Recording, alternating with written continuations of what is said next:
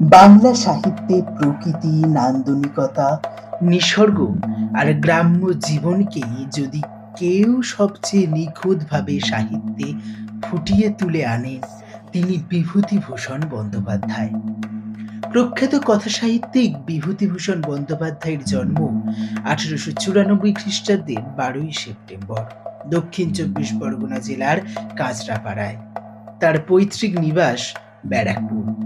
1921-এর মাঘ প্রবাসীতে উপেক্ষিতা নামক গল্প প্রকাশের মধ্যে দিয়ে শুরু হয় সাহিত্যিক জীবন। এরপর একে একে চমৎকার সব গ্রন্থাবলীর দ্বারা বাংলা সাহিত্য জগৎকে করেছেন সমৃদ্ধ। আজকের গল্প মেডেল নেওয়া হয়েছে বিভূতিভূষণ বন্দ্যোপাধ্যায়ের ভয় সমগ্র থেকে। গল্প পাঠে এবং মাস্টারমশাই ও অন্যান্য চরিত্রে আমি অরিত্র। শুরু হচ্ছে মেডেল। কয়েক বছর পূর্বে এ ঘটনা ঘটেছে, তাই এখন মাঝে মাঝে আমার মনে হয় ব্যাপারটা আগাগোড়া মিথ্যে। আমারই কোনো প্রকার শারীরিক অসুস্থতার দরুন হয়তো চোখের ভুল দেখে থাকবো বা ওই রকম কিছু, কিন্তু আমার মন বলে তা নয়। ঘটনাটি মিথ্যে ও অবাস্তব বলে উড়িয়ে দেওয়ার কোনো কারণ ঘটেনি। আমার তখনকারের অভিজ্ঞতাই সত্যি, এখন যা ভাবছি তাই মিথ্যে।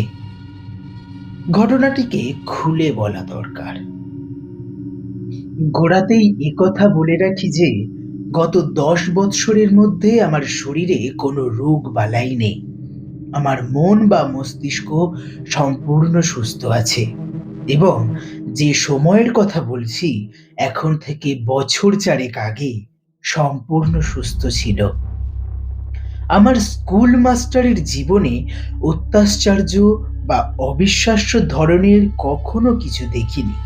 অন্য 5 জন স্কুল মাস্টারের মতোই অত্যন্ত সাধারণ ও একঘেয়ে রুটিন বাঁধা কর্তব্যের মধ্যে দিয়েই দিন কাটিয়ে চলেছি আজ বহু বছর।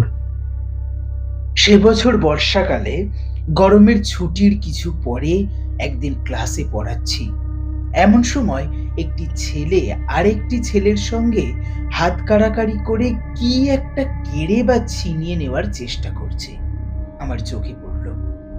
আমি ওদের দুজনকে অমনোযোগিতার জন্য ধমক দিতে অন্য একটি ছেলে উঠে বলল, স্যার, কামিক্ষে সুধীরের মেডেল কেড়ে নিচ্ছে। কার মেডেল? কিসের মেডেল?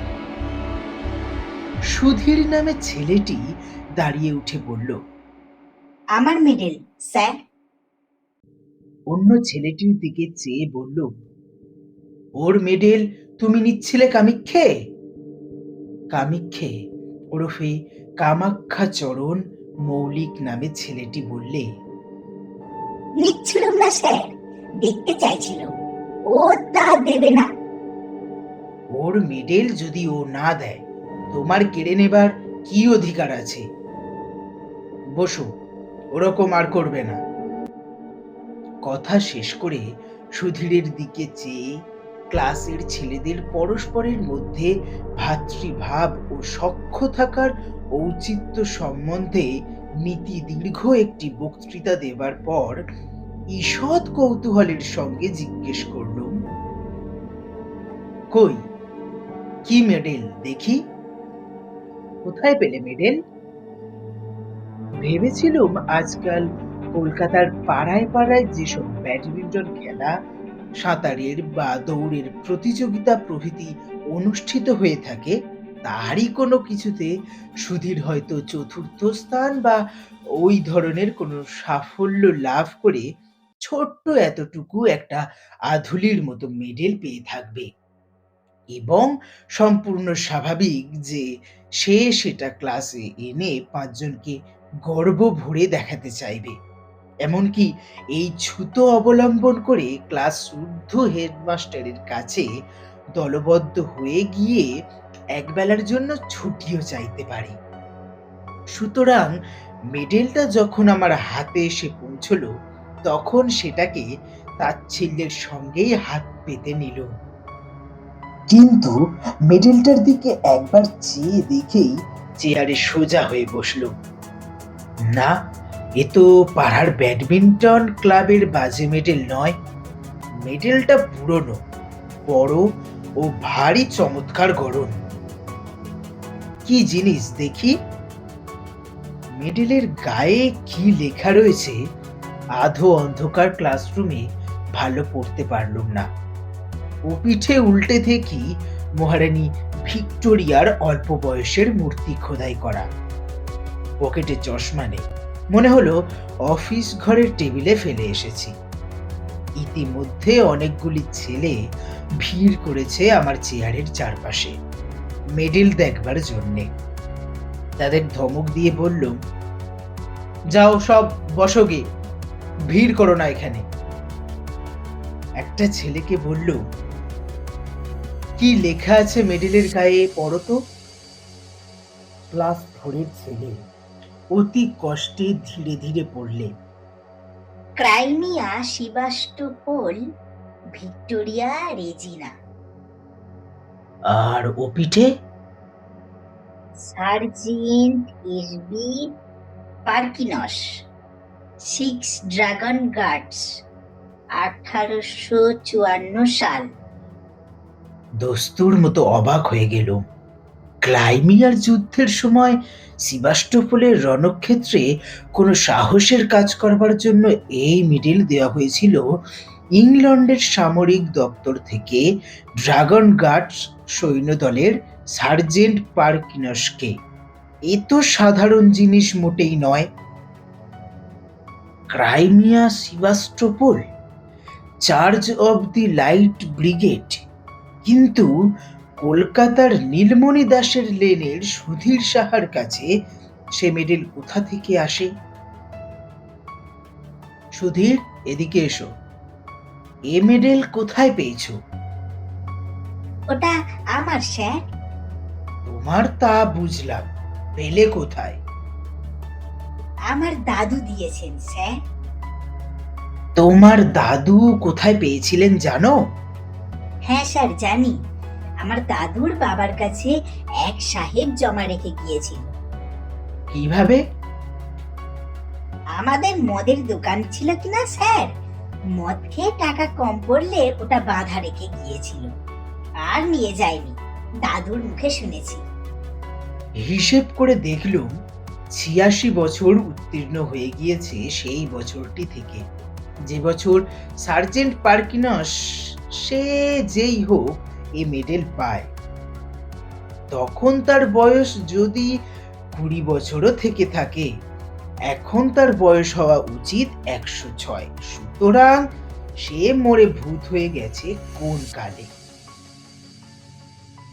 সেদিন ছিল শনিবার। সকাল সকাল স্কুল ছুটি হবে এবং অনেক দিন পরে সেদিন দেশে যাব পূর্বেই ঠিক করে রেখেছিল। আমার এক গ্রাম সম্পর্কে জ্যাঠামশাই ইতিহাস নিয়ে নাড়াচাড়া করে, বেশ পড়াশোনা আছে, গ্রামেই থাকেন। ভাবলুম তাকে মেডেলটা দেখালে খুশি হবেন খুব। সুধীরের কাছ থেকে মেডেলটা চেয়ে নিল।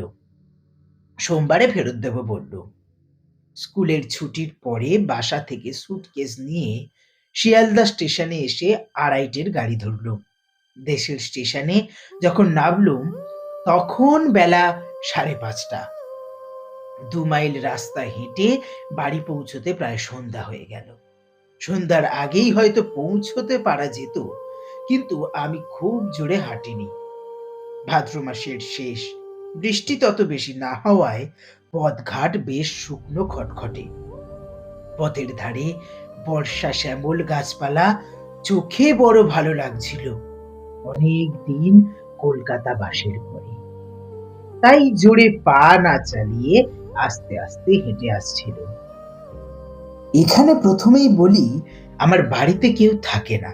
পাশের বাড়ির এক বৃদ্ধা আমি গেলে রান্না করে দিয়ে আসতেন বরাবর।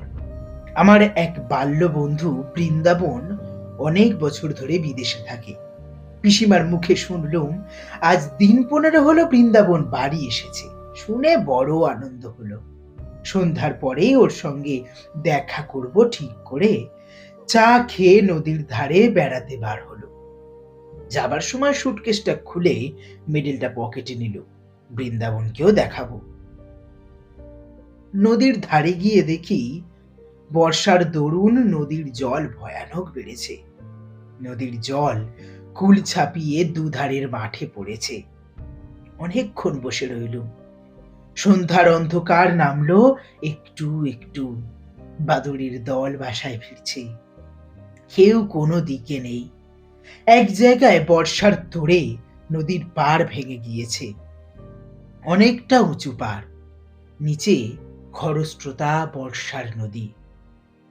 জায়গাটা দিয়ে যেতে যেতে একবার কি রকম ভেঙেছে দেখবার ইচ্ছে হলো। পাড়ের ধারে দাঁড়িয়ে নিচে জলের আবর্ত দেখছি।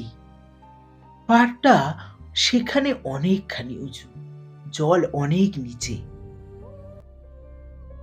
হঠাৎ আমার মনে একটা অদ্ভুত ইচ্ছা জেগে উঠল।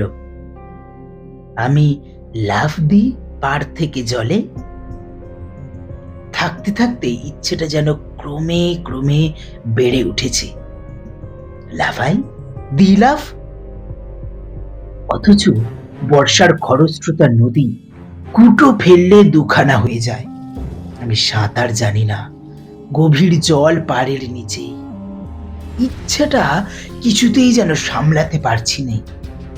এমনকি আমার মনে হলো আর কিছুক্ষণ থাকলে আমাকে লাফ দিতেই হবে, নইলে আমার জীবনের সব সুখ চলে যাবে। তাড়াতাড়ি নদীর পাড়ে থেকে একরকম জোর করেই চলে এলো, কারণ যেন মনে হচ্ছিল এরপর আমার আর যাওয়ার ক্ষমতা থাকবে না। পা দুটো যেন ক্রমশ শীষের মতো ভারী হয়ে উঠছে। এরপর ওই বিপজ্জনক নদীর পাড় থেকে পা দুটোকে নাড়াবার ক্ষমতা চলে যাবে আমার। নদীর ধার থেকে বৃন্দাবনের বাড়ি আসবার পথে ওসব ইচ্ছে আর কিছু নেই। আমি নিজের মনোভাবে নিজেই আশ্চর্য হয়ে গেল। কি অদ্ভুত! এরকম হওয়ার মানে কি? ট্রেনে বসে অতিমাত্রায় ধূমপান করেছিলুম মনে পড়ল। এই ভাদ্র মাসের গরমে অত ধূমপান করা ঠিক হয়নি। তার উপর বাড়ি এসে 2-3 পেয়ালা চা খেয়েছি। এসবেই ওরকমটা হয়ে থাকবে, নিশ্চয়ই তাই। বৃন্দাবনের বাড়ি গেল। বৃন্দাবনকে অনেকদিন পরে দেখে সত্যিই আনন্দ হলো। দুজনে অনেক রাত পর্যন্ত বসে গল্প করলো। অনেক বছর জমানো অনেক সব সুখ দুঃখের কাহিনী। বড় গরম আজ, কোথাও এতটুকু বাতাস নেই। ভাদ্র মাসের গুমোট গরম। বৃন্দাবন বললে, চল ভাই, ছাদে গিয়ে বসে গল্প করি, তবুও একটু হাওয়া পাওয়া যাবে। তুই আমাদের এখানে খেয়ে যাবি, মা বলে দিয়েছে। তোদের বাড়িতেও খবর দেওয়া হয়েছে। দুজনে ছাদে উঠল। বাড়িটা দোতলা। ছাদের ওপর একখানা মাত্র ঘর আছে। আমি জানতুম বৃন্দাবনের কাকা ওই ঘরটায় থাকেন। দোতলায় উঠে দেখলুম বাড়ির পেছন দিকটায় বাঁশের ভাড়া বাঁধা। বললুম, বাড়িতে রাজমিস্ত্রি খাটছে বুঝি বৃন্দাবন? হ্যাঁ ভাই, কাকার ঘরটা মেরামত হবে। উত্তর দিকের দেওয়ালটার গা থেকে নোনা ধরা ইটগুলো বার করা হচ্ছে। বৃন্দাবন দোতলার ঘরটার মধ্যে ঢুকল। আমার কিন্তু মনে কেমন একটা অস্থির ভাব। খানিকক্ষণ ঘরের মধ্যে গল্প করে আমি একটু জল খেতে চাইলুম। বৃন্দাবন জল আনতে নিচে নেমে গেল। আমি ছাদে পায়চারি করতে লাগলুম। ছাদে কেউ নেই। অন্ধকার ছাদটা যেদিকটায় রাজমিস্ত্রিরা ভাড়া বেঁধে কাজ করছে, পায়চারি করতে করতে সেখানটাতে গিয়ে দাঁড়িয়ে দেখছি। হঠাৎ আমার মনে হলো, ছাদ থেকে লাফ দিয়ে পড়িনে কেন? বেশ হবে, লাফ দেব। প্রায় দুর্দমনীয় ইচ্ছে হলো লাফ দেবার। লাফ দেওয়াই ভালো, লাফ দিতেই হবে। দিই লাফ।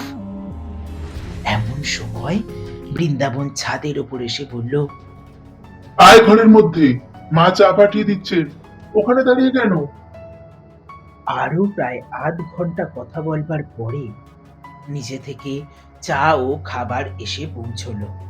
আমরা দুই বন্ধুতে অনেক রাত পর্যন্ত গল্পগুজব করলুম। তারপর বৃন্দাবন খাওয়ার কতদূর জোগাড় হলো দেখতে নিচে চলে গেল। ঘরের মধ্যে বেজায় গরম। আমি বাইরের ছাদে খোলা হাওয়ায় আবার বেড়াতে লাগলুম। রাজমিস্ত্রিদের ভাড়ার কাছে এসে দাঁড়িয়ে আমার আবার মনে হলো লাফ এবার দিতেই হবে।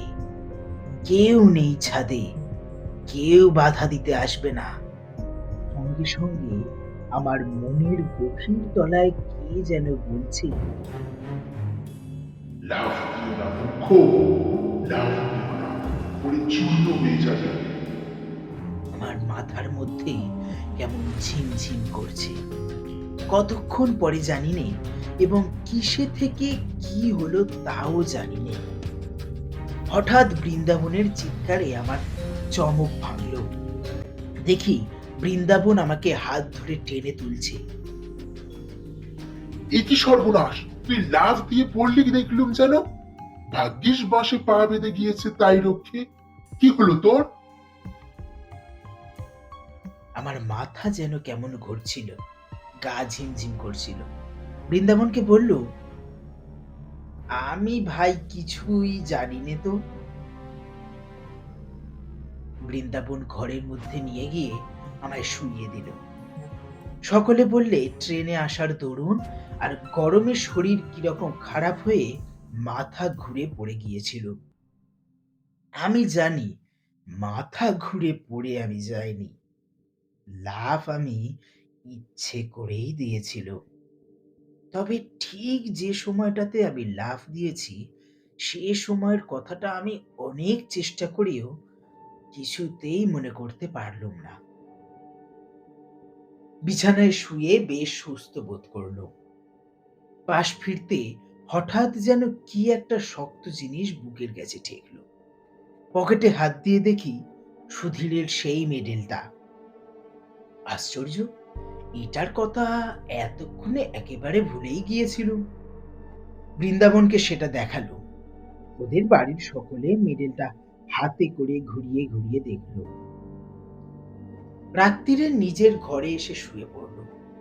আমার বাড়িতে কেউ নেই বর্তমানে, একাই থাকি ঘরে।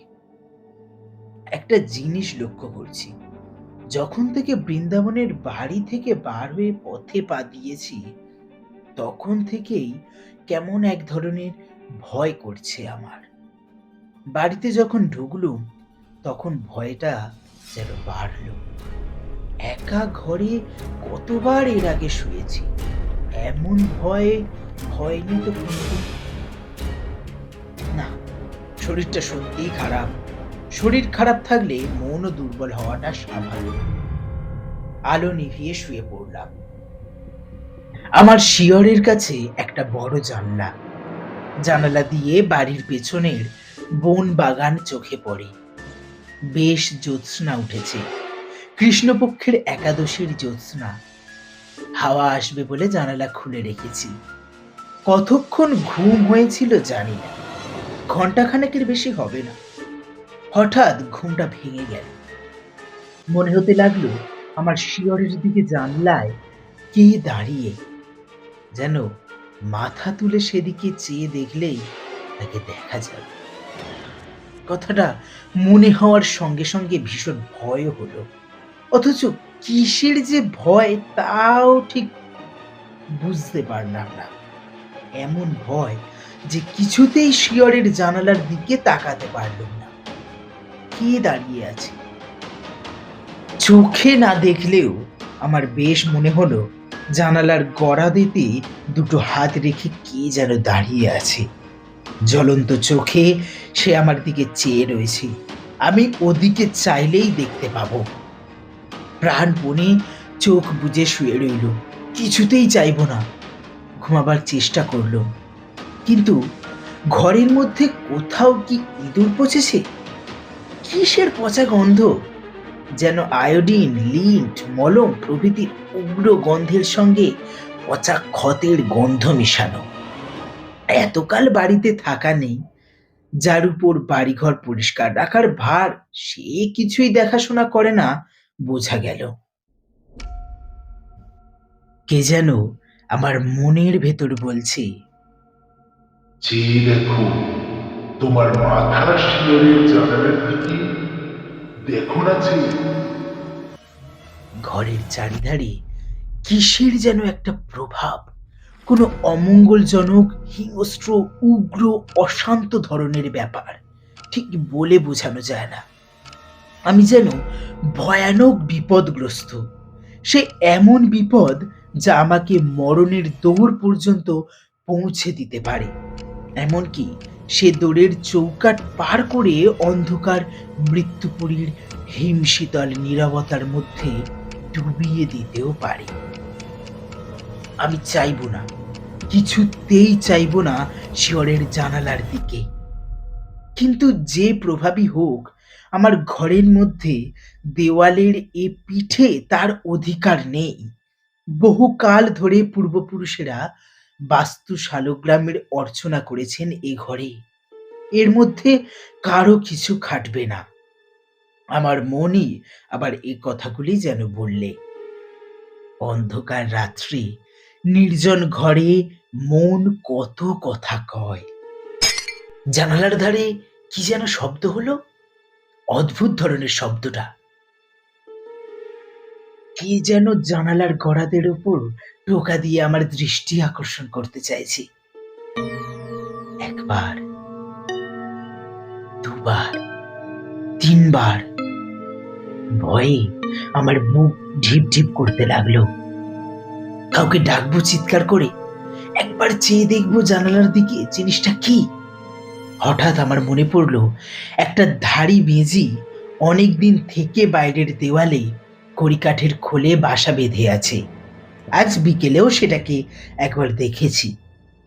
জানলার ওপরকার কাঠে সেটা পোকামাকড় বা জোনাকি ধরেছে, এ তারই শব্দ। কথাটা মনে হতেই মনের মধ্যে সাহস আবার ফিরে এলো। উফ, ঘাম দিয়ে জ্বর ছেড়ে গেল যেন। শরীর অসুস্থ থাকলে কত সামান্য কারণ থেকে ভয় পায় মানুষ। পাশ ফিরে এবার ঘুমোবার চেষ্টা করলাম স্বস্তির নিঃশ্বাস ফেলে। কিন্তু আমার এ ভাব বেশিক্ষণ স্থায়ী হলো না। এ ধারণা আমার মন থেকে কিছুতেই গেল না যে আজ রাত্রে আমি একা নই, আরো কে এখানেই আছে। নিদ্রাহীন চোখে সে আমার ওপর খর দৃষ্টি দিয়ে পাহারা রেখেছে। আমায় সে নিরাপদে বিশ্রাম করতে দেবে না আজ। বারবার ঘুম আসে, আবার তন্দ্রা ছুটে যায়, অমনি জেগে উঠি। কিন্তু চোখ চাইতে বা বিছানার ওপর উঠে বসতে সাহস হয় না। আর সেই শব্দটা মাঝে মাঝে জানলার গড়াদের উপর হতে শুনি। খুব মৃদু করাঘাতের শব্দ, যেন যেন শব্দটা বলছে, চেয়ে দেখ, পেছন ফিরে জানলার দিকে চেয়ে দেখ। ঘামে দেখি বিছানা ভেসে গিয়েছে। ভাদ্রের গুমোট গরম কিনা। দিনের আলো ফুটলে লোকজনের শব্দ কানে যেতে রাতের ভয়টা মন থেকে কোথায় গেল মিলিয়ে। নিশ্চিন্তে মনে বেলা 9টা পর্যন্ত ঘুম দিল। তারপর উঠে চা খেয়ে পাড়ায় বেড়াতে বার হওয়া গেল। এই সময় একটা ঘটনা ঘটল। তখন আমি তার বিশেষ কোনো মূল্য দিইনি, কিন্তু পরে সব কথা মনে মনে আলোচনা করে সেটা ভারী আশ্চর্য বলে মনে হয়েছিল। ওপাড়ার পথে আমার সেই জ্যাঠামশাইয়ের সঙ্গে দেখা। তাকে দেখাবার জন্যে আমি মেডেলটা কাল রাত্রে সঙ্গে নিয়েই বেরিয়েছিলুম, কিন্তু বৃন্দাবনের বাড়িতে নিমন্ত্রণের জন্য তার সঙ্গে দেখা করতে পারিনি। আমায় দেখে তিনি বললেন, এই যে সুরেন, ভালো আছো? কাল তুমি এসেছো দেখলুম, তখন অনেক রাত, আর ডাকলুম না। বোধহয় বৃন্দাবনের বাড়ি থেকে ফিরছি। তখন আমি ছাদে পায়চারি করছি। যে গরম দিয়েছে বাবা কাল রাত্রিরে, তোমার সঙ্গে লোক রয়েছে দেখে আরো ডাকলুম। ও লোকটি কে? খুব লম্বা বটে, যেন শিখ কি পাঞ্জাবির মতো লম্বা। তোমার বন্ধু বুঝি? বাঙালির মধ্যে এমন চেহারা, বেশ বেশ। আমি অবাক হয়ে জ্যাঠামশাইয়ের মুখের দিকে চেয়ে বললুম, আমার সঙ্গে লম্বা লোক কাল রাত্রিরে? সে কি জ্যাঠামশাই? জ্যাঠামশাই আমার চেয়েও অবাক হয়ে বললেন, তোমার সঙ্গে লোক ছিল না বলছো? একা যাচ্ছিলে? আমার চোখের দৃষ্টি একেবারে কি এত খারাপ হয়ে যাবে বাবা?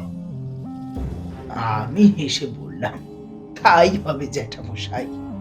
চোখে কিরকম ঝাপসা দেখে থাকবে, বয়স হয়েছে তো। আমার সঙ্গে কেউ ছিল না, তাছাড়া আপনাদের বাড়ির সামনের আম গাছটাই ছায়া। কিরকম আলো আঁধার দেখেছেন চোখে, অমন ভুল হয়। জ্যাঠামশাই যেন রীতিমতো হতভম্ব হয়ে গেলেন, বললেন, কি আশ্চর্য কাণ্ড! এতটা ভুল হবে চোখে? আম গাছের এদিকে যখন তুমি টর্চ জ্বাললে, তখন দেখলুম তুমি আর তোমার পেছনে একজন লম্বা মতো লোক। তারপর তুমি টর্চ নিভিয়ে আম গাছের ছায়ার মধ্যে ঢুকলে। তখন জ্যোৎস্নার আলো আর আম গাছের ছায়া অন্ধকারে আমি বেশ দেখতে পেলুম। লোকটি তোমার পেছন পেছনে যাচ্ছে, তোমার মাথার চেয়েও যেন 1 হাত লম্বা, তোমার একেবারে ঠিক পেছনে। তবে খুব ভালো তো দেখতে পেলুম না, অত দূর থেকে আর আলো অন্ধকারের মধ্যে স্পষ্ট কিছু দেখা গেল না তো। এমনকি একবার এ পর্যন্ত মনে হলো তোমায় ডেকে জিজ্ঞেস করি তোমার বন্ধুটি কে। একেবারে এত ভুল হবে চোখের? জ্যাঠামশাইকে পুনরায় বুঝিয়ে বলল, আমার সঙ্গে কাল কেউ ছিল না, আমি একাই ছিল। সুতরাং তার দৃষ্টিশক্তির গোলমাল ছাড়া এ ব্যাপারের অন্য কোনো সিদ্ধান্ত করা চলে না। সারাদিন বৃন্দাবনের সঙ্গে আড্ডা দিয়ে কাটানো গেল। গতকাল রাত্রের ভয়ের ব্যাপারটা দিনের আলোয় এত হাস্যকর বলে আমার নিজের কাছেই মনে হলো যে বৃন্দাবনকেও সে কথাটা বলিনি। রাত্রের ট্রেনে কলকাতায় ফিরব। বৃন্দাবনের বাড়ি থেকে চা খেয়ে বাড়ি এসে সুটকেসটা নিয়ে স্টেশনের দিকে রওনা হয়েছি। তখনই সন্ধ্যার অন্ধকার বেশ নেমেছে। বাউরিপাড়ার মস্ত বড় বাগানটার মধ্যে দিয়ে আসছি। বাগানটা পার হতে প্রায় 5-6 মিনিট লাগে। বাগানের ঠিক মাঝামাঝি এসে হঠাৎ পেছনে ফিরে চাইলুম কি ভেবে। সঙ্গে সঙ্গে আমার সারা দেহে যেন বিদ্যুৎ খেলে গেল। আচমকা ভয়ে আমার সর্বশরীর কাঠ হয়ে গেল। কে ওঠা ওখানে দাঁড়িয়ে? রাস্তা থেকে একটু পাশে আগাছার জঙ্গলের মধ্যে আধো অন্ধকার এক অদ্ভুত মূর্তি, খুব লম্বা। তার মাথায় ঘোড়ার বালামুচির সেই এক লম্বা ধরনের টুপি, পাতলা লোহার চেন দিয়ে থুতনির সঙ্গে বাঁধা। ছবিতে গোরা সৈনিকের মাথায় যে ধরনের টুপি দেখা যায়, মূর্তিটা যেন নিশ্চল নিষ্পন্দ অবস্থায় আমার দিকে চেয়ে দাঁড়িয়ে। আমার কাছ থেকে মাত্র 10 গজ কি তারও কম দূরে। মরিয়ার মতো আর একটু এগিয়ে গেলুম। এই ভয়ানক কৌতূহল আমাকে চরিতার্থ করতেই হবে। মূর্তি নড়ে না, চড়ে না, যেন নিশ্চল পাথরের মূর্তি। কিন্তু বেশ স্পষ্ট দেখছি, 7-8 গজ মাত্র দূরে তখন মূর্তিটা। আর ঘোড়ার বালামুচির লম্বা টুপি ও ইস্পাতের চেনের স্ট্র্যাপ স্পষ্ট দেখতে পেলুম। আমার পা ঠকঠক করে কাঁপতে লাগলো, সারা দেহ কেমন অবশ হয়ে আসছে, মাথাটা হঠাৎ বড় হালকা হয়ে গিয়েছে। বোধহয় আর আধ মিনিট এভাবে থাকলে মূর্ছিত হয়ে যেতাম, কারণ সেই ভীষণ মূর্তিটার মুখোমুখি আমি দাঁড়িয়ে। আমার পা দুটো বেজায় ভারী হয়েছে, নড়বার উপায় নেই মূর্তির সামনে থেকে। কিন্তু ঠিক সেই সময় বাউরি বাগানের পথে লণ্ঠন নিয়ে কারা ঢুকলো। দু তিনজন লোকের গলার শব্দ শুনে আমার সাহস ফিরে এলো। আমি ওদের ডাক দিলুম, চিৎকার করে ওরা ছুটে এলো। আমায় ওখানে বনের মধ্যে দেখে খুব আশ্চর্য হয়ে বললে, ওখানে কি বাবু, কি হয়েছে? তারপর লণ্ঠন তুলে ওরা আমার মুখ দেখে বললে, ও, আপনি? কি হয়েছে আপনার? মুখ একেবারে সাদা ফ্যাকাশ হয়ে গিয়েছে। ভয় টয় পেলেন নাকি? বাউরি গান জায়গাটা ভালো না বাবু। সন্ধ্যের পর এখানে অনেকে ভয় পায়। ওদের লণ্ঠনটা যখন উঁচু করে তুলে ধরলে আমার মুখে, সেই আলোয় দেখল সামনের মূর্তিটা তখনও সেখানে ঠিক সেই রকম ভাবেই দাঁড়িয়ে। একজন বললে, কি দেখছিলেন এখানে দাঁড়িয়ে বাবু, এই সারা গাছটা? আর একজন বললে, গাছটার ডালপালা কেটে মাথায় ঝোপের মতো করে রেখেছে, যেন মানুষ বলে অন্ধকারে ভুল হয় বটে। চলে আসুন বাবু। আমিও দেখলুম সারা গাছই বটে। মাথার দিকের পাতাগুলো ছিটে গাছটাকে দেখতে হয়েছে ঠিক হর্স গার্ডদের ঘোড়ার বালামুচির টুপির মতো। লোকের চোখের কি ভুলই হয়। কাল আমি আবার জ্যাঠামশাইকে চশমা নিতে বলছিল, ভেবে লজ্জা হলো মনে মনে। তিনি বৃদ্ধ লোক, তার চোখের ভুল তো হতেই পারে, আমারই যখন এই অবস্থা। ওরা আমায় আলো ধরে স্টেশনে পৌঁছে দিলে। পরের দিন স্কুলে সুধীরের মেডেলটা ফেরত দিল। সুধীর বললে, আপনাকে দাদু একবার ডেকেছেন, আমার সঙ্গে ছুটির পর আমাদের বাড়ি আসুন, নিয়ে যেতে বলেছেন আপনাকে সঙ্গে করে। সুধীরের দাদু বললেন, যাক, আমার বড় ভয় হয়েছিল মাস্টার বাবু। সুধীরের কাছ থেকে মেডেলটা নিয়ে গিয়েছেন দেশে, শুনলাম কি না। আপনার দেশের ঠিকানা জানতুম না, তাহলে একটা তার করে দিতুম।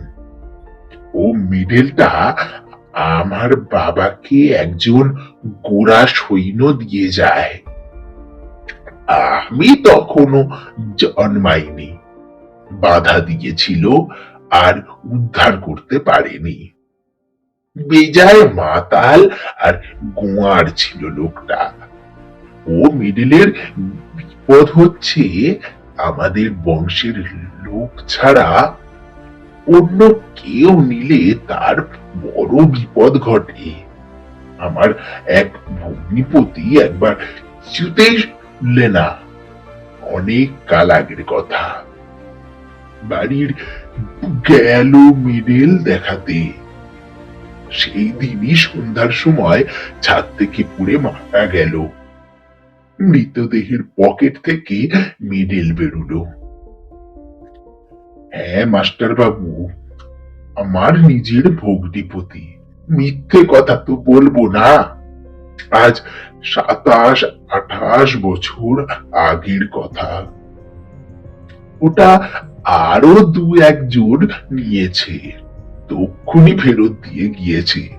বলে রাত্রি ভয় পায়, গা ছমছম করে, এ যেন পেছনে ফলো করছে বলে মনে হয়।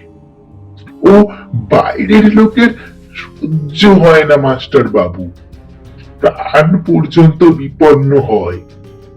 তাই ভাবছিলুম একটা তার করে দেব আপনাকে। আমি কলের পুতুলের মতো শুধু বললাম, ছাদ থেকে পকেটে মেডেল পাওয়া গেল। একটা কথা বলা দরকার। মাসখানেক পরে আমি একবার দেশে যাই, বাউরি বাগানে ঢুকে যেখানে সে রাত্রে ভয় পেয়েছিল সেদিকে চেয়ে দেখি সে সারা গাছটা কোথাও আমার চোখে পড়ল না।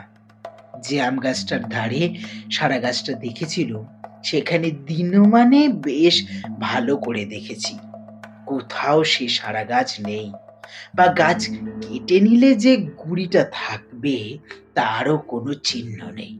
কোশমিন কালে সেখানে একটা বড় সারা গাছ ছিল বলে মনেও হয় না জায়গাটা দেখে।